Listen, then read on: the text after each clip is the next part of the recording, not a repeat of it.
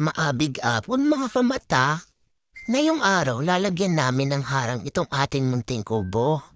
Inuumpisahan ko na lang tanggalin ang ating mga original na kortina, mga kamata. Pero syempre, hindi naman tayo magiging pahirap sa kanya mga kamata. Tutulungan naman natin siyang magkikilos naman din na rood. Kailangan ko nga din siyang tulungan at baka mamaya sabihin na naman niya sa akin wala akong pakinabang. Baka bigla niya akong isuli sa aking kamukha ay napo mahirap yun mga kamata. At itong ang kusang na to wala namang pakinabang dyan. Tignan mo, marites pa din. Marites pa din sa 2024 mga kamata.